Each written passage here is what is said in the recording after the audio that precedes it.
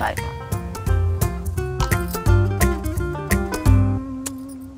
তুমি সবসময় এরকম বাংলা সিনেমার ভিলেনদের মতো আমার হাত ধরতে চাও কেন? এটা তুমি কি বললা?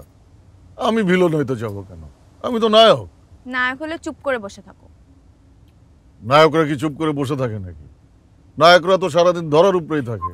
বলছি না চুপ করে বসে থাকতে।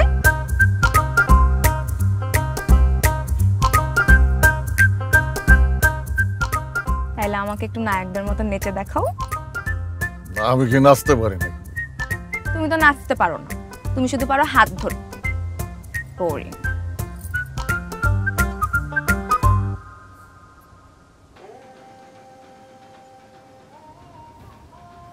মামা ভাই তো শুরু করে দিচ্ছে, চল না দেখি, আমি জীবনে কোনোদিন লাইভ দেখি নাই।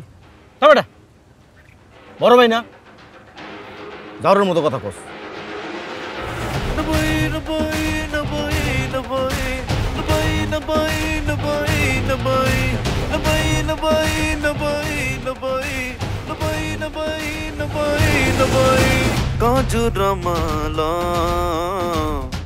ভাই কইছিলাম কি, ওই জমিটা আমরা না লই, জমিটা ভেজাল আছে। আরে ভেজাল জমি তো ভালো, আমগুলোকে ভেজাল করবো কেডা? আশেপাশে যত ভেজাল জমি আছে কিনা ফেলা। আর পুকুরের পিছনে যে বড় জমিটা আছে ওইখানে একটা ডুপ্লেক্স বাড়ি বানাবি, বাড়ির নাম দিব তামান্না ভিলা। এটা কি কইলেন ভাই? তামান্না বিলা মানে? আপনার নাম তো আশিক।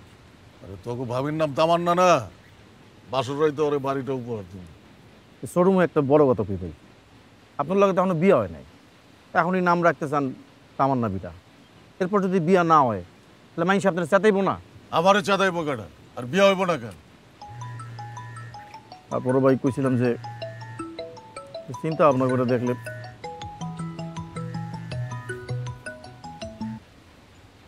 হ্যালো। কি ব্যাপার, আজকে না আমাদের দেখা করার কথা ছিল? হ্যাঁ, আমি তো তোমার ফোনের জন্যই ওয়েট করছিলাম। আসবো? ঠিক আছে, আমি আজকে বেশিক্ষণ থাকতে পারবো না, তাড়াতাড়ি আসো। এই যে আসতেছি। ভাই কাগজপত্রগুলো লই আই, আপনার সই লাগবো তো। আরে পরে সই করিস, চল। আয়। এই মামুন, তাড়াতাড়ি বাইক স্টার্ট কর। তুমি কিন্তু আমার লোভী মনে করো না, আমি কিন্তু লোভী না। তোমার কাছ থেকে জীবনে কোনোদিন কিছু চাইছি?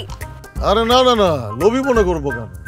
আমি তো আমার পোলাপানরে বলি যে তোদের ভাবি জীবনেও আমার কাছে একটা সুতা পর্যন্ত চায় না। আমি তো ওরে সাইদা সাইদা দিই। গিফট পাইতে আমার ভালোই লাগে, কিন্তু আমি লোভী না।